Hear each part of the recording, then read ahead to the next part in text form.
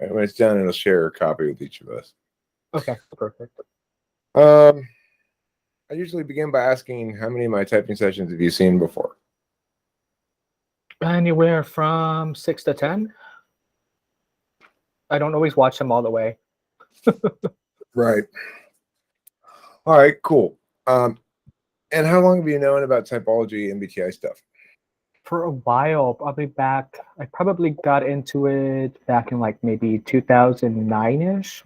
And then I took like a 8-year hiatus from it because I was in I started college, and then I started my career. So there was a lot of other things that I prioritized. What did you study in college? Linguistics and anthropology. But then I realized towards this like senior year, I'm like, maybe anthropology wasn't the best fit for me. And maybe I wanted to do like Middle Eastern, North African studies instead of that. But then I realized like it would have been just too much work to have changed and I wouldn't have graduated on time. So I'm like, it is what it is. And are you working in that field? No. Okay. Do you like your current work that you do? I don't mind it. I'm in a way helping people, but I mean, yeah, it's fine. It pays the bills. I don't really have that much of an issue with it. Okay. So do you feel as though you have enough free time or that Absolutely. you work too much? Do you have enough free time? Yeah, I am pretty good at balancing my work-life balance. I work the standard 40 hours a week unless they really want us to do overtime, which I mean is always optional. So okay. And in your leisure time, do you generally consume media? I mean, I know that we're not that long out of COVID, but do you consume media? Do you go out and do things? Do you clean the house? What do you do in the time you're not at work? yeah, so when I'm not working, I either read something. I'm always bouncing between like things. That's my issue. Like I have 500 books on my tablet, and I have like they're all like at maybe varying percentages of completed. Then I play video games, or I watch YouTube, or I walk my dog, or yeah, I do a little of everything sometimes. What kind of video games do you like? Lately, I've been playing a lot of Hitman because I like just the different ways of approaching the same thing, I guess. Is it a first-person shooter? Yes. Well, yeah, it is a first-person shooter. Yeah. Okay. And historically, have you liked that kind of game over, say, resource distribution games? I would say so. Yeah. More like it doesn't always have to be a first-person shooter, but like I do like role-playing games, which it also is. Okay. Did you ever play World of Warcraft? No. Okay. Do you prefer like firearm themed games over Swords and Dragons? Do I prefer? I'm sorry. Like games featuring firearms Ah, over games featuring magic and dragons and stuff. I mean, I don't have an issue with Magic and Dragons, but like I also prefer more like melee type stuff where you can utilize firearms and stuff. But I mean, a combination would be better. Okay, cool.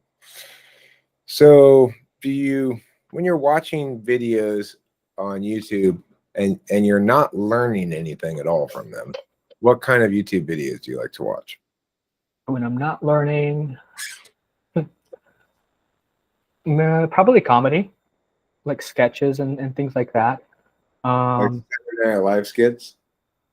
No, I haven't watched SNL in so long. No, more like for example, Kristen does like comedy sketches of the MBTI various like types, and that's funny. It's not like you don't. I mean, you can learn, take stuff from it, but not always. But no, beyond that, yeah, I pretty much focus on something that gives me some kind of insight, some kind of knowledge. So it's kind of hard to answer that question. Okay. Now I'm going to ask you to recall a vacation you've been on in the last Mhm. couple of years. Okay. And to tell me what the most memorable moment from that vacation was. Well, I recently went to Mexico to the beach because it's like the closest beach to us. And the most memorable thing was just hmm, I mean, there were several different memorable things. Excuse me. One, like the hotel, like that we stayed at, like the customer service wasn't great. But outside the hotel, like people are really nice and generous and kind and always like helpful. So that was interesting dynamic. Um, but it was just nice to get away, and because hadn't done that in a while. So um, it was just nice, not having any demands or requirements or what have you that life usually requires of someone. Okay, so I'm going to demonstrate a most memorable moment story, and I'd like you to try to do the same with your vacation. Okay. So the most memorable moment for me when I traveled to Moscow a long time ago was when I was out sort of sightseeing. First day I was there, the second day I was there, and it was snowing. It was November, and I walked into Red Square, and it's much larger than you imagine it to be. The buildings on the sides of the open square are quite far away from each other, and there was the Kremlin in all of its communist glory. Um, it was it was a long time ago, so it was not that long after they had glasnost. But anyway, that was the most memorable moment, is walking into Red Square when it was snowing in the middle of the afternoon and seeing all those buildings. For me, that moment, I was like, wow, this is why people want to travel, so they can go have this kind of experience. So can you narrow your things you liked about the vacation to a single moment like that? Can I use a different vacation? Yeah, sure. So I went to Mexico City, and I had never been there before, but I like always heard like, oh, it's a great place. There's like great gastronomy, which that's questionable. Um, but like overall, like the trip was great.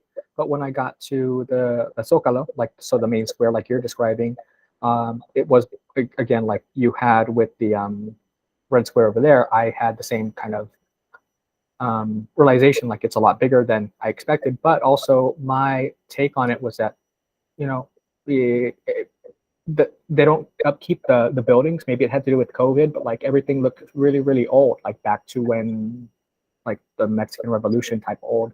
So that was really interesting to me.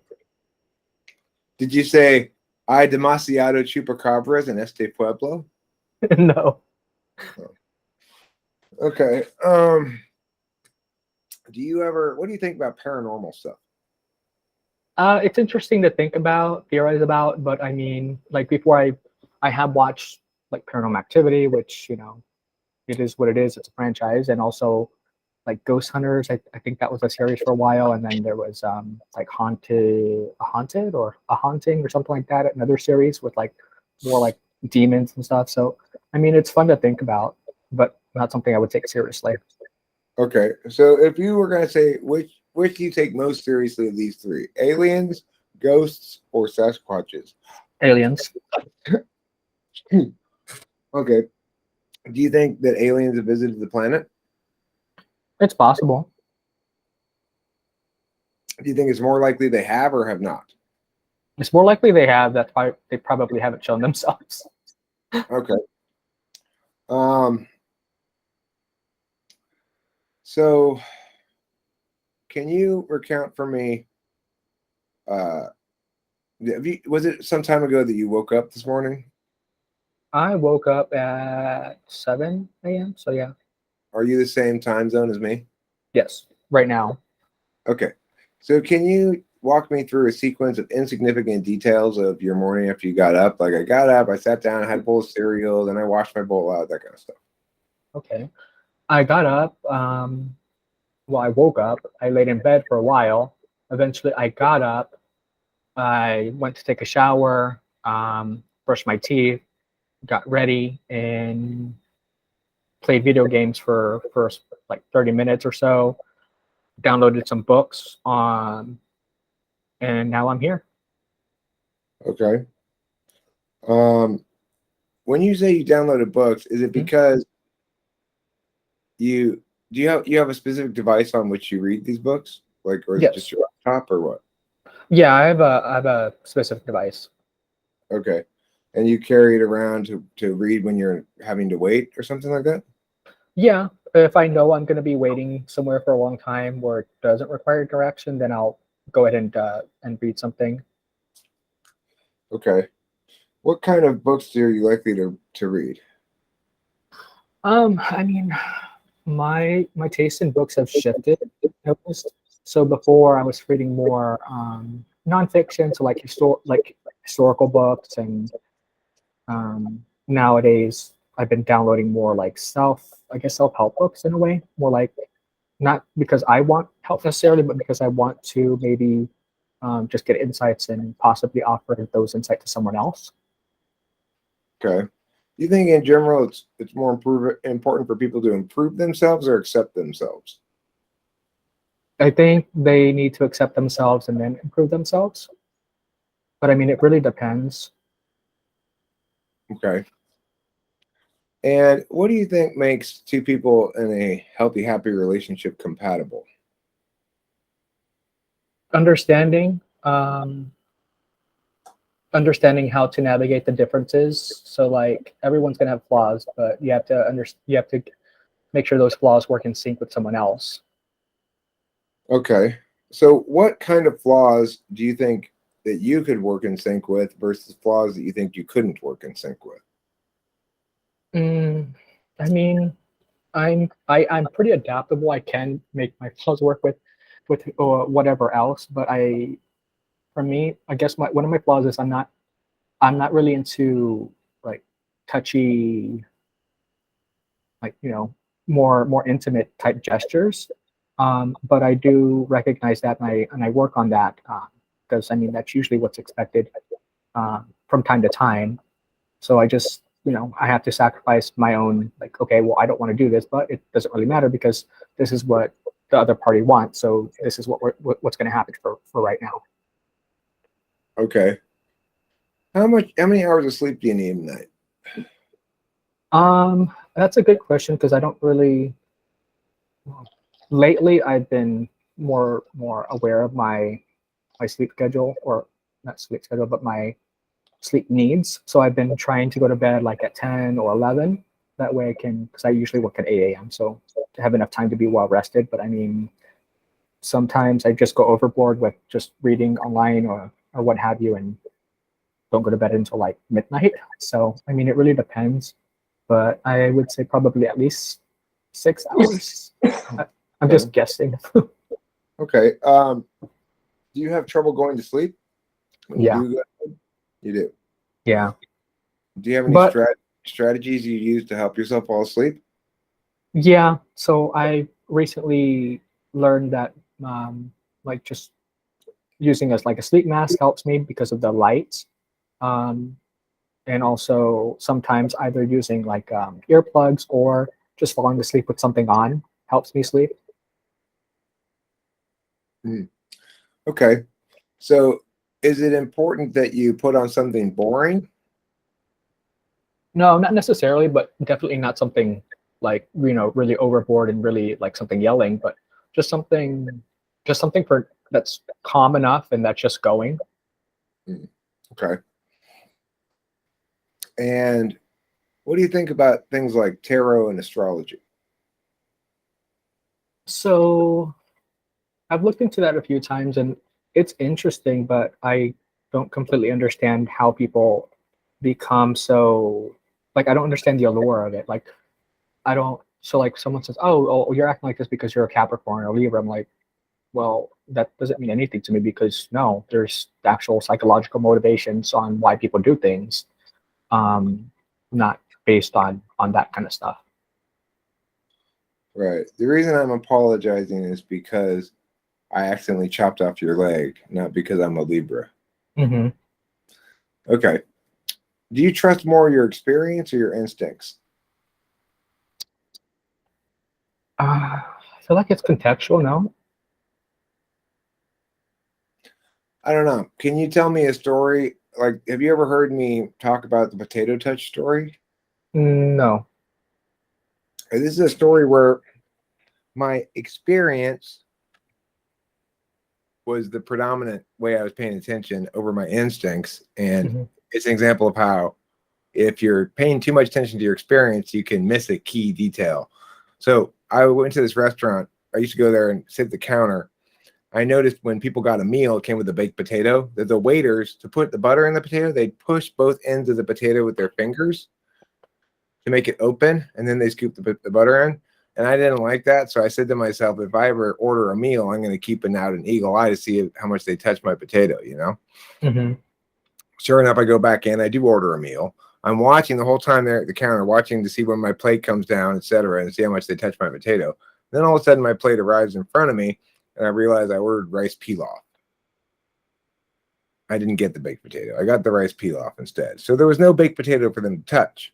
So I went into the restaurant with my rule that I remembered, that if I get a meal, I'm going to watch for my baked potato to be touched. And I followed through on it. But what I didn't notice, or my instincts didn't kick in and tell me, is that because you got rice pilaf, Eric, your plan is now out the window. Can you come up with a similar story from your own life?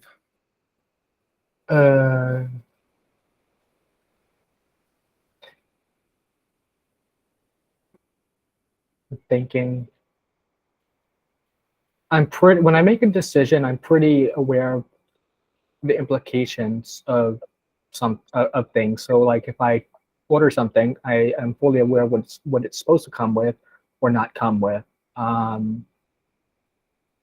But basically you were caught off guard because you were in the mode of ordering a specific thing like you usually do, right?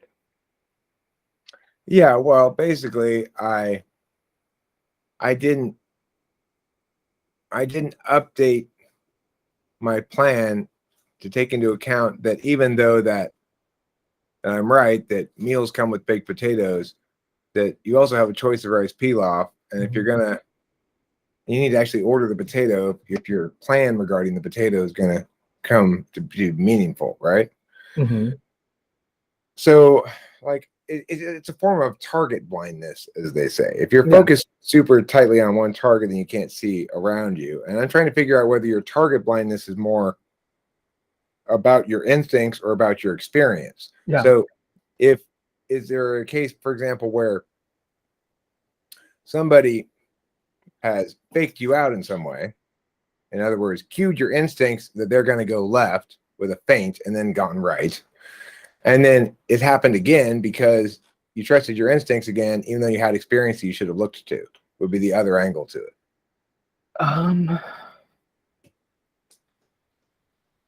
I see what you're getting at, but I can't recall an experience like that. Okay. What physical feeling associates with the emotion of sadness? What physical feeling of sadness? I mean, there's various shades of sadness. Because so like I know the difference between sadness and depression. Not that I've been depressed, but I understand how it manifests. So sadness for me would be more just like, for example, like when one of my father's friends just suddenly passed away. I didn't feel anything in the moment, but it took me like probably a few months later to actually feel it. So and so like I was just, I don't know, lying in bed one night and I just started thinking about experiences that I had with her and just got really, really sad in that moment because I recognized like, oh, this person's no longer here. I'm not going to be able to have any more experiences with her like that. And she was a very funny person, very caring person. So, so yeah, I don't know if that answers your question. Is that the last time you felt sad? The last time I felt sad, the last significant time I felt sad, no, probably when my uncle committed suicide. But again, the same thing. Like everyone in that moment, because I had to just like abruptly leave university during midterms and stuff, and go attend my uncle's funeral. But in that time, like I wasn't focused on my feelings. Again, it didn't show up until much later. Okay. So did others around you notice that you were not sad? They noticed that I was, because I have like a lot of feelers in my family, because they're very religious. Not that religion equals feelers, but you know what I'm getting at. But yeah, they recognized that I had my own way of processing things. Okay. And so can you identify a physical sensation that occurred when you did feel sad? I mean, a physical sensation would be crying, unable to probably think rationally in that moment. Okay, I mean, those are. what about anger? Can you Mhm. recall a time when you felt angry? I am very aware of my anger. So yes, um, I feel like anger is probably one of the prominent emotions that I know is there, but I always keep it like closed up because I am aware of how volatile it can be. Um, so yeah, your question. I'm sorry. What was your question about anger? But just When was when it? can you recall a recent time when you felt angry? And then I was going to follow up with, can you articulate the physical sensation of that feeling? Yeah. So last time I felt angry was actually in a meeting with in a work meeting, and I felt it really there. Like I became very assertive, and not that I went off, because I also know how to control my anger, so I was still professional, but I was like, here's how I see things, here's how things are going, here's how things have not been going, here's how things should be going, and here's how things should be going in order for me to be more productive. um, and so that's basically how my anger manifested in that sort of way, but very assertive, which is not typical of me. And then what I felt in that moment was just very, again, like just very like boom, boom, boom. Like I just felt like a tightening in my, I guess, my core here. Okay. Um, would people at work be more likely to describe you as outgoing or quiet? It's really hard to say because it's hard to say in my current environment because I work remotely. But in my previous positions, when I did work in an office, people would often describe me as sociable and outgoing, which is odd because I Okay. don't see myself as that way. Okay.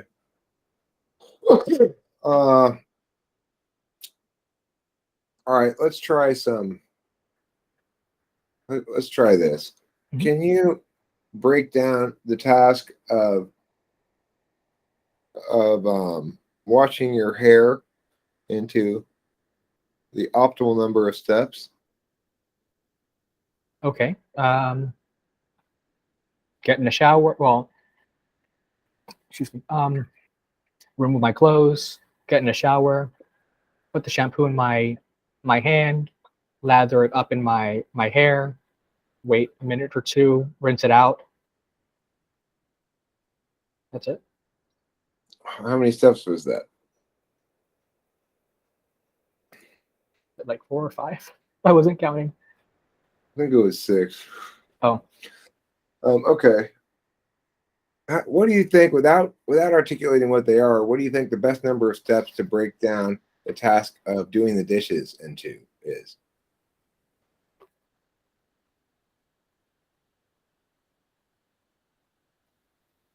Okay. So, I mean, when I wash dishes, I usually rinse it off, rinse it off, grab the soap, um, grab the sponge, and start, just washing the dish or whatever, and then rinse it off again, and then put it on the drying rack. So that's what, 5 steps.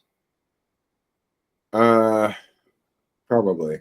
I think the ideal number of steps is probably 4. Soak, scrub, rinse, dry. Yeah. Okay. Can you tell me about some possible solutions to air pollution? Possible solutions to air pollution. I mean, there's many different ways you can go about the solutions. So you can incentivize people in general to drive less in order to pollute less. But I mean, it's really not individual level that's causing all the pollution. It's really industrial industries, so companies that are really contributing to pollution. So maybe tax them more to mitigate the amount of pollution into the atmosphere. But again, it also depends on the type of pollution. So like, yeah, there's different types of pollution as well. So Okay.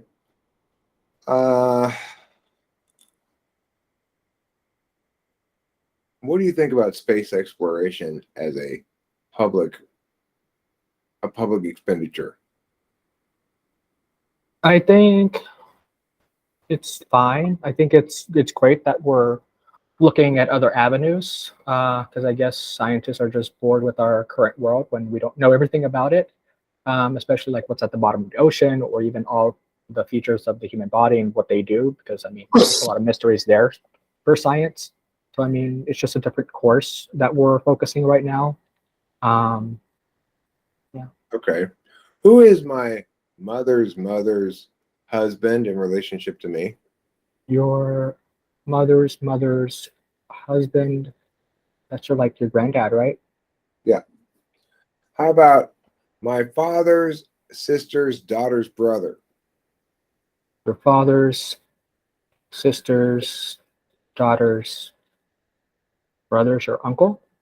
My cousin. Ah, Okay. If some carpets need cleaning and some things that need cleaning are covered in mud, does that necessarily mean that some carpets are covered in mud? some carpets need cleaning, some are covered in mud. So does that mean that some Yeah, some are? carpets need cleaning. Some things that need cleaning are covered in mud. So can we Yeah, necessarily conclude that some carpets are covered in mud? I think so. Okay. The answer is no, but that's Ah, fine. Okay. So now I would like to ask you, well, let's play World Mic Power. So you've okay. got a microphone. You've got 30 seconds to give the world advice. It's going to get translated into everybody's language and broadcast directly in their ears. What do you have to say? That's a huge responsibility, but I would say to people to stop bickering about things that don't matter, like local politics, ideologies, stuff that really doesn't matter, and focus on themselves, improve themselves, which will in turn hopefully improve the relationships with with other people, and improve, yeah, understanding between people, and which would probably hopefully um, do away with so much polarization that we're currently experiencing. Okay. Do you think it's better advice to tell people uh, to be more aware of their own deficits, or to be more aware of their own potential growth areas? I mean, you really need both. People don't like looking at their deficits. Um, but so I would choose the personal growth one, I guess. Okay. Do you think that people are more burdened by their past or empowered by it? I mean, it really depends on the individual, but I would say most people are probably burdened by their past. Okay. Do you feel burdened by your past?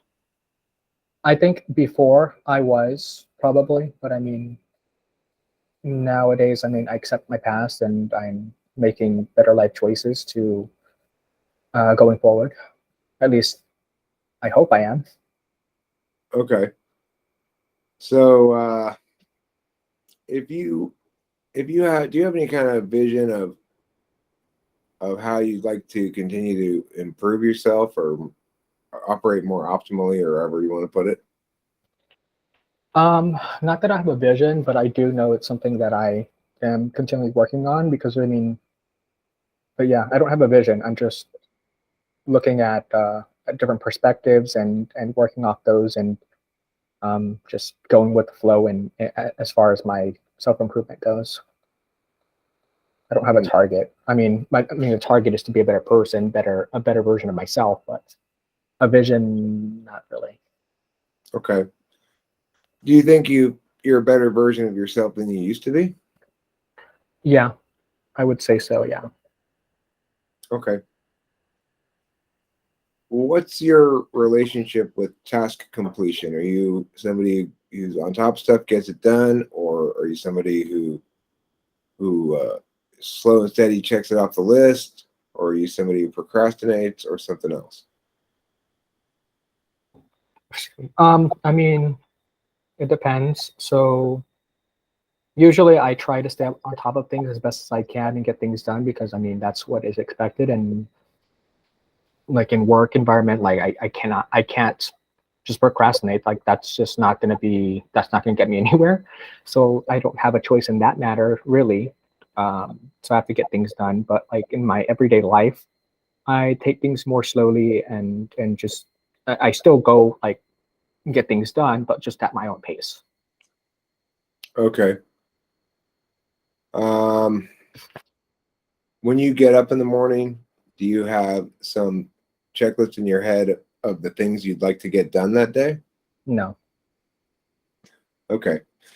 And at the end of the day, do you review stuff you got done over the course of the day? no. Okay. Uh, where, what, have you ever seen that meme called Triumph Baby? To look it up. It doesn't ring a bell. Triumph. It's a baby on the beach going like, yes. Oh And yeah, then, yeah, yeah. yeah. So what moments, what kind of things in life make you feel like Triumph Baby? Um, that's a great question. Um, when I keep my promises to myself, because that's something I've been working on. Because like I'll say like, oh, I'm gonna go do this today, and then I wasn't doing it. Um, so I guess that is like a small scale version of that because like I'm keeping myself accountable Cool. Uh, how regularly do you eat meals? when I feel hungry. Okay. I don't usually eat breakfast because I don't really care for the usual breakfast food. So like if I have pizza though, I'll eat that for breakfast, but I'm not gonna eat eggs and stuff, which is expected. Um, but yeah, so I just eat when I feel hungry, usually probably once or twice a day. Do you prefer stuff you can just toss in the microwave, or do you want to cook something? So I am very good at cooking. I hate cooking though. I especially hate cutting up vegetables. Like I'd rather do anything else than that. Um, but yeah, I probably would probably choose something to throw in a microwave. Okay.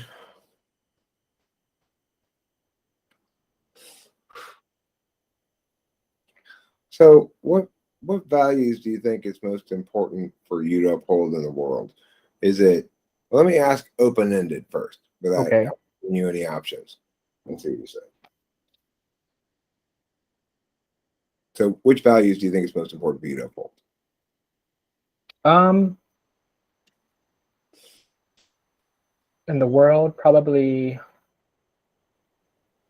that's a great question. What are considered values? That's a good question. That's the sort of question that almost nobody thinks to ask.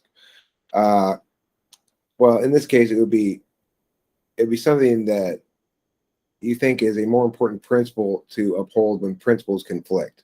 Like you want to Okay. be kind, but you want to be honest, and they ask you if you like their hat, and you don't like it, then you have conflicting values of honesty and kindness. Mm-hmm. So things that can fit like that in that slot is kind of an operationalized definition-ish thing of them. But more on a world world scale. So in other words, is it more important for you to be kind in that situation, or is it more important for you to be honest? I would probably choose to be kind in that situation if I don't know them that well. But if like we have a really good friendship, I'm gonna tell it how it is. Okay.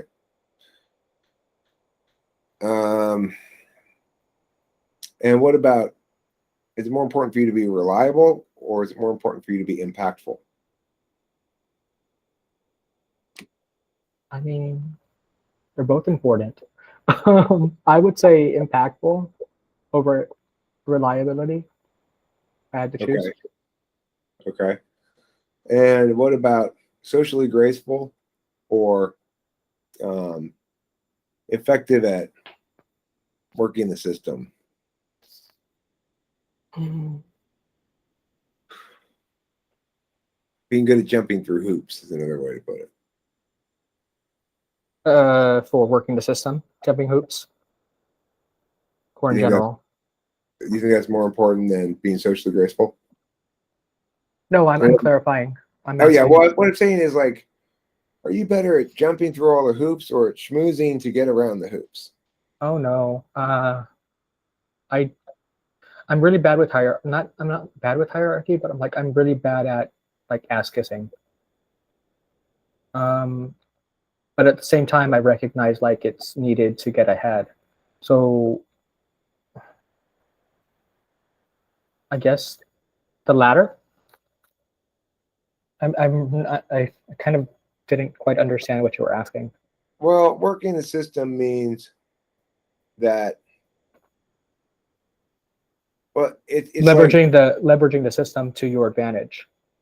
well, just being able to show in like, you got all perfectly laid out and prepared documentation for every step of the thing that you've done and completed, and all these sort of formal indications of competency versus going in and winning them over in a flashy interview or something. No. No. So I guess I would say the latter because I know, like, for example, in my job, like I know the protocols and rules because I want to leverage them, not because I want to know them, but I want to be like, okay, well, if I know all the rules and how this works, then I'll be able to create less work for myself. Okay. Do you have any creative outlets like singing, dancing, writing, sculpting, painting? I want to, but I don't. Okay. What kind of creative stuff do you consume most or respect, especially? Well, it sounds like you read a lot of books. Mm-hmm. Well, I mean, I've written stuff in the past, and that's probably the best way for me to communicate my feelings. I've observed, so I guess writing would probably be the best approach. I just haven't gotten to it. But as far as which creative expressions I appreciate, I mean, I appreciate most of them. Um, I mean, there's beauty and and perspective in all of them. Okay, cool. I want to ask Rachel to come back out here because I want her to be listening on this and give me her perspective as well. Yeah. I'll be right back.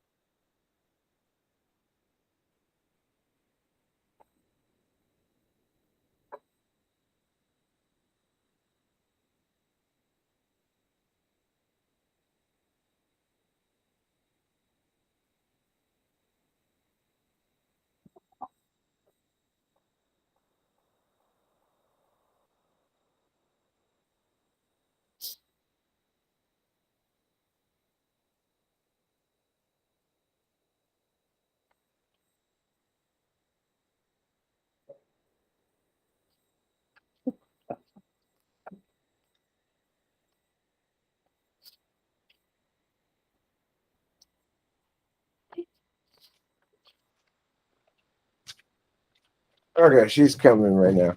Okay. And then just to start off, as she gets in here, can you close the door all the way, please? Sorry. All right. So, can you recap your? It is a broad question. Tell me about your interests, for Rachel. Sure. So I kind of dabble from interest to interest, and my main focus is probably watching things where I can learn. So like watching YouTube videos, but I also enjoy reading nonfiction, some fiction, but I'm trying to get more into it. Video games from time to time. Another major interest of mine that I haven't been revisiting, I should because I like it, is learning foreign languages. What else? How much I like socializing do you do? like next to none. Okay. Do you participate in online communities? Yes, yeah, I do actually. Okay. And do you participate via comments on videos or in live streams or both or in some other way? No, I don't usually. I usually miss a chance to for live streams and things like that. But every now and then I do comment here and there on YouTube. But like, no, I use other social media like Discord because it's Okay. more like active or like, yeah. Right. You can actually talk to people. Yeah. And do you do that by topic? No, I just usually whatever the server's talking about or channel's talking about, I just go from there and just interact with people based on what's going on in the chat. I see. Okay. I'm wondering what kind of nonfiction books he likes to read. Can you tell us about your nonfiction? Yeah. So, for example, some of the more recent nonfiction books that I've been reading would be like the history of India, like before and after Gandhi, or like before and after the partition. Another one would be I downloaded a book on quantum entanglement because it piqued my interest. What else? So yeah, things like that. Okay. What did you take away from the book on quantum entanglement? I haven't gotten to it. I haven't. I haven't gotten to it though. But I mean, I have read other books on like relativity and things like that, and um, it's interesting how everything is so like E equals mc squared. So everything has mass, and everything that has mass can become energy. So it's interesting on how we can potentially take something that has mass and convert it to energy. Okay. Let's see. So, do you feel like you want to have more real life socializing, or do you feel like you have enough? I think it's always good to have more socialization. I mean, I do try to socialize. It's just that people are unpredictable. Not that that's like a deterrent, but I mean, nowadays with the polarity and stuff, people seem more angry, so it's kind of harder to interact with people because they can go either way. Okay. Sounds like you are surrounded by a highly politicized population of people. It could be, but I mean, everyone is on edge with different things like inflation and politics and things like that, so it's not helping. Yeah, that's true. I mean, everybody is kind of on edge. It's kind of crazy to see everything get so much more expensive, and it's kind of shocking. It's like, okay. So when you move through the world, you can see or feel that state of disquiet in those other people right away. Yeah, usually based on how their tone of voice, their gestures, how to interact with others. That's a huge sign on how they're probably feeling in the moment, is how they're treating others, or interacting with others. Okay. Is it more important for a potential significant other to be fair to you consistently, or to speak affirmingly to you consistently? So to be fair, or to, what was the other one? Be positive about you, to say positive words to you. No, it would be the first one. Okay. And do you think you'll be better providing to your partner fairness or positivity about who they like, positive words, affirming words? Probably positivity. Okay. What causes you to lose interest in, well, I guess you already kind of answered this. We'll ask this question this way. What causes you to lose interest in other people when you deal with them most often? Yeah, so I would just say probably not the inability to see different angle or perspective, or just to the inability to understand where someone else is coming from. Okay. What makes you mad at yourself? When I don't foresee all the implications. So, for example, something would happen recently that made me feel that way. So, um, I was probably doing something I shouldn't have been doing, but I was just doing it because whatever. But like, so Q-tips and clean out your ear, like they say you're not supposed to like put it in there, and it finally happened to me where like a piece of the Q-tip, like the cotton that came out in my ear, and so I'm like, well, I knew the ramifications, but I did it anyway, and now I only have myself to blame. I really don't think you have yourself to blame. I know it says that on the box, but I have never had any problem doing that in my entire life. That's what they're for. Everybody knows that's what they're for. So it, regardless. Okay, so interesting. All right. Well, let me chat with Rachel for a second here off mic. Okay.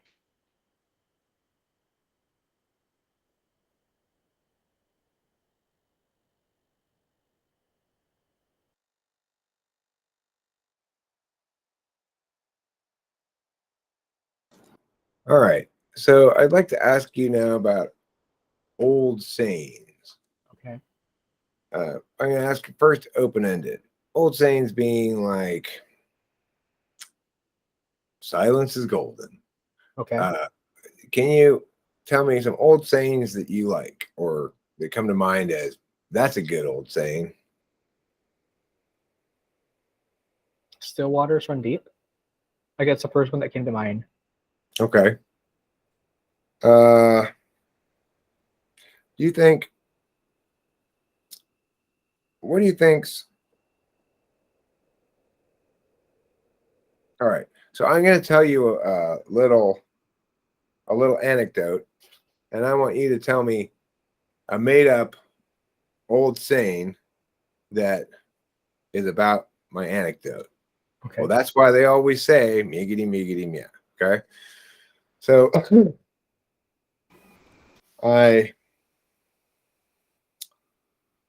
went to the Costco and we got these olives, and we were trying to spend only like $100 total.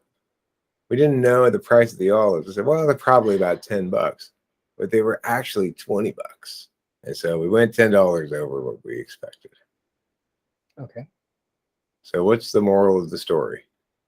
Always double check the price tag. Okay, fine. No, that didn't actually happen, by the way. I was like, oh my gosh, $20. Definitely didn't want those that much. No, that didn't happen. It just occurred to me that could have happened, but it didn't happen. Anyway, so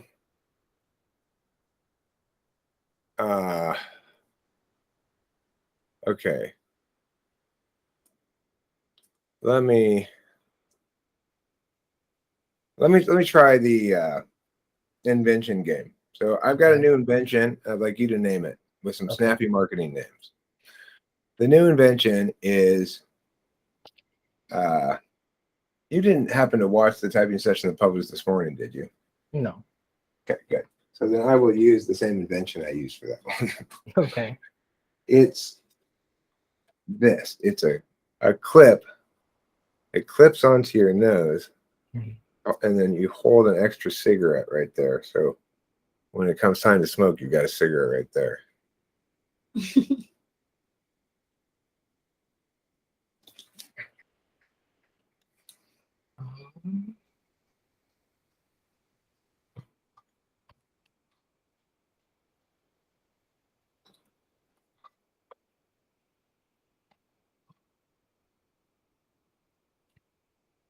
The secret suspender.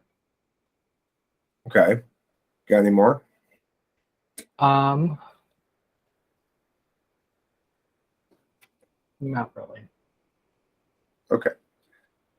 All right. Let me. What does it mean?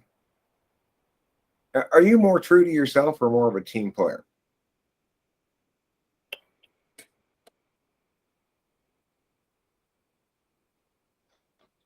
I say I'm more true to myself. Okay. When you critique somebody else, are you more likely to critique them for not being true to themselves or for not being a team player? For not being true to themselves. Okay. What do you think that looks like when somebody's not true to themselves? So observable patterns that are typical for them are have a deviation because of X, and now they're being different probably because they're trying to fit in rather than go their own way or continue how they had been.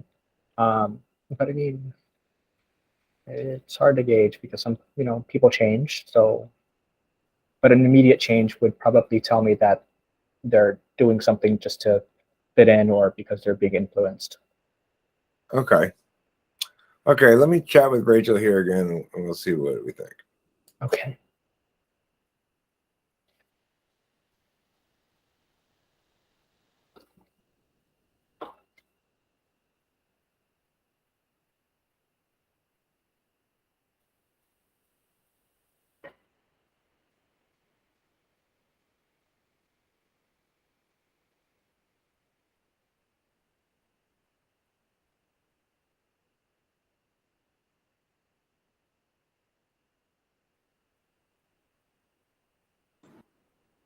We don't know what you are yet. We're not sure. We're just going to keep talking about it for a second. Okay.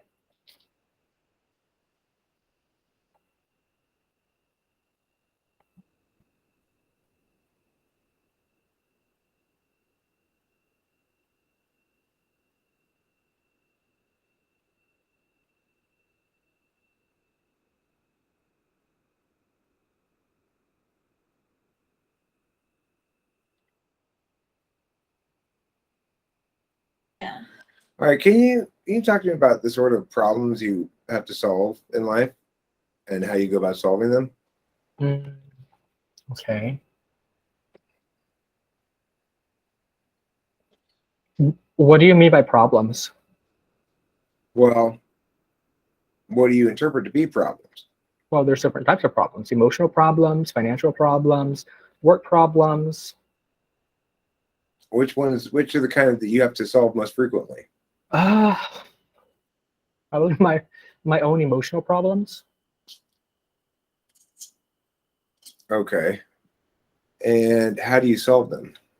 By doing a lot of reflecting, and analyzing of my own feelings and determining like, okay, well, I'm feeling like this, so okay, let's look into it and figure out what it is, why I'm feeling this way, what has been happening recently, why, is there any other influences that could be causing it? Is it because of something else within me, like past trauma, or there's just different ways to look at the emotional problem at hand, and just going from there until I figure out, like, okay, well, this is the source of the problem, so this is what I need to correct.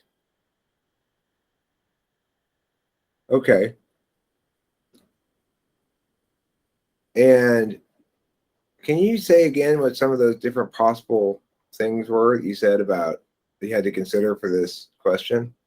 So like financial problems, work problems, relationship problems. Okay, but you subdivided as well things you had to consider about solving emotional problems. Those are the ones I wanted to repeat for me.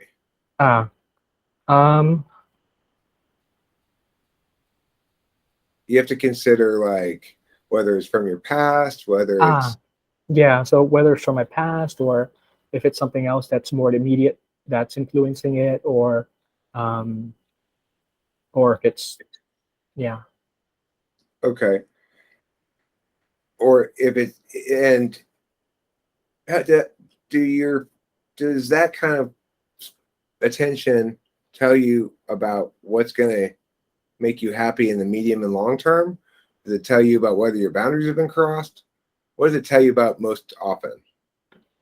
Most often it tells me, yeah, like a boundary had been crossed. I don't. Sure, first one. Your first example was that it tells you what's important, how you're going to feel about a decision months from now or a year from now. No, not usually, because usually no, because I can usually work on the problem, like as it comes up, and then and get it resolved, and then just move on with my life. What if something breaks around the house? How do you go about dealing with that? Are you going to fix it yourself? Ask somebody else to fix it? Hire somebody to fix it? Well, I live in an apartment, so I would probably call the maintenance. But if they're taking too long because they're backed up, then I will try to fix it myself. Okay. Are you pretty good at fixing stuff around the house? It depends on what it is. Like, for example, my shower head broke not too long ago, so I just removed it and replaced it myself. It's something I probably could have called for, but they were backed up. But if, for example, if my washer broke like it has before, I can't fix that because that's a little too complicated for me, and so I would just call in and have them either fix it or replace it. Okay.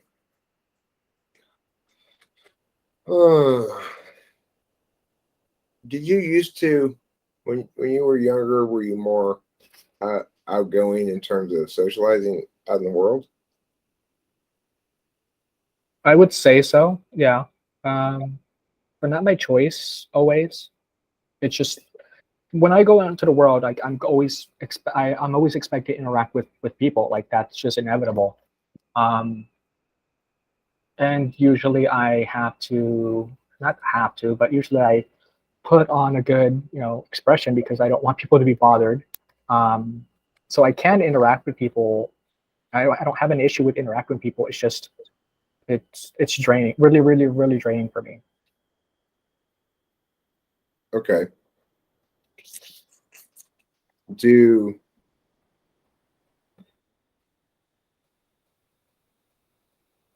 you think it's draining for the other person? Um, Usually the people that I've come across, no, I mean, but again, I can't, yeah, I can't tell. Um, Usually in the moment, people, because around my immediate environment, people that I have interacted with appear pretty, they like socializing, they like talking because they can go on for a while, like my neighbors. So it clearly doesn't bother them, but I have interacted with people where they're like, okay, well, let's get to the point. Let's get on. Let's go because I have other things to do. I'm like, okay, well, let's go ahead and power through this, and then so you can go your own way. Okay. All right. What do you want in life? That is a question everyone asks themselves. And that's a question that I'm still struggling with. So, but like more immediate, I mean, I just want to be content, which I currently am. So just that's what I want. Like there's nothing, because if I put things that are a little too far that I want, then that's when issues occur. For me at least. I don't know about other people. So I just have to focus like at a time. Otherwise it creates havoc for me. Do you have a long-term plan, or that goes against what you were just saying? I don't, yeah. So I don't really know what a long-term plan is for me. Okay. And you're currently meeting the goals of your short-term plan? I would say so. Okay. So what do you think the key elements of how you're living are the supporting factors and why you're content now? I'm content because I'm at a place where I have a great relationship. I have a dog, and my dog is happy and safe. My work-life balance is great. Excuse me. I make enough money to buy what I need and potentially mitigate any other things that may come up in life. So that's what I mean by content. Do you live together? Yes. And do you find that you spend a lot of time like watching TV in separate rooms? No. No, we usually find something to watch together. Because I do enjoy quality time together too. But again, they also recognize that like I need my space from time to time. Where like, yeah. Okay. Cool. Can you think of any areas I haven't asked about, or you haven't talked about yourself that are relevant to my typing you, or aspects of yourself that I haven't covered yet that you think would be informative? My relationship with my family. Okay. So can you tell us about that? Yeah. So my family is pretty religious, like everyone pretty much in my family. So that's kind of like why we probably have, well, not that we've had conflict, but why I've been conflicted about them, because according to them, like the relationship dynamic is fine, but they, I feel like they just lean into it a little too much, where it's not logical to. I don't know what I'm getting at. But basically, there is some conflict there because they want to look at everything with a religious lens, and that kind of bothers me because, like, okay, well, like I get why you're doing it and why I mean, because of the upbringing and things like that. That's why they're like that, and because that's how they see the world and operate within the world. And at the same time, like there's other ways to look at things, so that kind of bothers me about them from time to time. They're great people. There's nothing wrong with them. It's just they're in that bubble, I would say. Because like I have ministers and pastors in my family, so it's, and some of them, so like my uncle, for example, he's a minister and he just can't ever get out of that minister like state of being. He can never be like himself. Like I don't think I've ever seen him be himself. He's always in like minister mode. What does minister mode look like exactly? Like trying to always counsel you, and using religion as a way to do, as a tool to, as the like the lens and tool to counsel someone. Okay, so you're like, oh, I had a long day at work yesterday. Well, have you considered trusting in the Lord more? Yeah. You're just trying to make small talk. It's always got to be about. Yeah. his church or his community or yeah, which is fine. But like I've never seen him not talk about those things. Right. Okay. Cool. Let me. You have any questions up right now you want to ask? Okay, let's chat a bit here.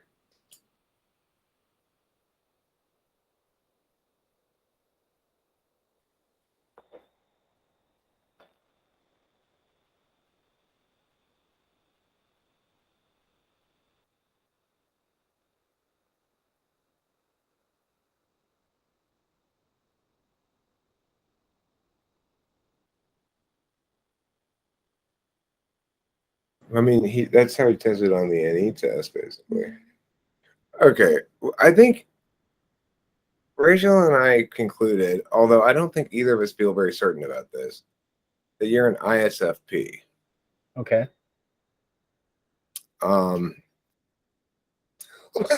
She's quite convinced you're FI, TE, TEFI, one of those two, and not FETI. I trust her instincts on that a lot more than my own because I'm bad at identifying FI. And I tend to interpret a lot of things as FE that are really not FE that much. So I have trouble with that a little bit.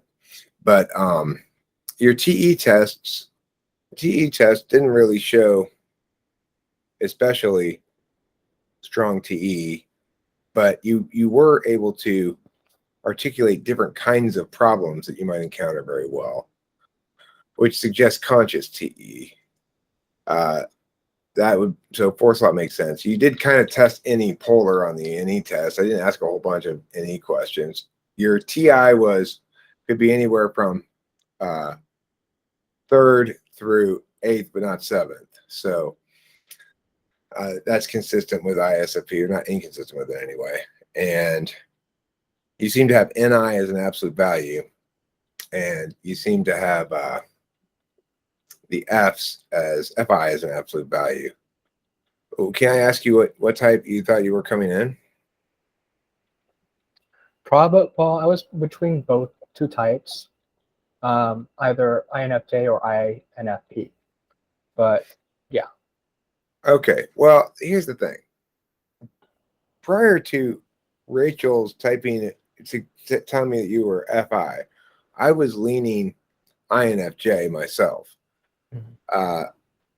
The thing is, INFJs and ISFPs both have as absolute values the N's, and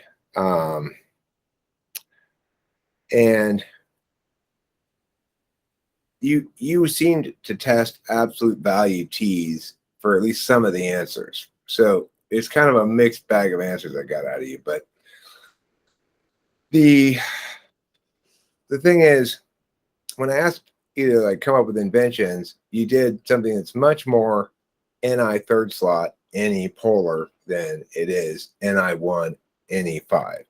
And that's, you thought for a while and you came up with one answer and that was it. So that seems consistent with NE polar. You're kind of testing a little bit all over the map here. And it's when I'm isolating the skills that I can isolate, I'm getting, the only one I'm getting something like a definitive answer on is NE. Can you remind me what your answer was to the question about what makes you mad at yourself? Yeah, so that was the Q-tip example. Oh, okay. Well, that's an SI. I mean, I would consider that SI6. It's an SI problem that occurred. It's funny that you framed it as an NE polar problem or an NE 5th problem, that you weren't anticipating all the possible outcomes. But I don't see that as an NE problem at all, because there's no reason anybody should anticipate that happening. Right? It's like, that's not going to happen. I've been using Q-tips like that my whole life. That has never happened to me. So, do you think, okay, so just because I want to know, mm-hmm. do you think that him getting Q-tip stuck in his ear was like a freak thing, because I don't think it is that unusual. Yeah, like I can see it happening. Well, I suspect that probably people either are prone to having that occur or not, depending on how bent their ear canal is, maybe, or how much wax they have or something. I have never had anything like that happen with a Q-tip at all. Now, maybe you were using shitty brand non-Q-tips. Because if you use shitty brand non-Q-tips, I can't vouch for those. Yeah. Yeah, and that is a possibility. I think they actually are a Q-tip, not an off-brand, but I don't know. But yeah, that is another aspect of it that could be contributing. Yeah. So anyway, I do think that that's getting mad at yourself for an SI thing. Another equivalent answer would be stubbing your toe makes you mad at yourself, or forgetting something that you plan to get on the way home from work or something like that. You plan to stop and get a milk and I forgot, and that would make you mad at yourself. I don't know. That's SI6. Yeah, if I forgot something, I was on my way home, that would make me mad about myself. That would just be like, oh, well, that's annoying, but I'll get it tomorrow. Okay. All right. Well, so I don't feel especially super confident about this typing of you. I think it's conceivable. You can certainly make the argument based on the data from the typing session that you're INFJ potentially. You are not INFP. I can tell you that for sure. Okay. So you're either INFJ or ISFP. We should be able to better distinguish between the F front stack, but I trust her instincts and I don't trust my instincts regarding Fs. Okay. And so, and because you test more antipolar than anything else, the most likely type is ISFP, and that's about as well as I can do at the moment. Okay, that's fair. Okay, but so I will stop this recording now. Do you want me to just share it with you privately, which will happen automatically, or are you comfortable with me publishing? Yeah, you can go ahead and publish it.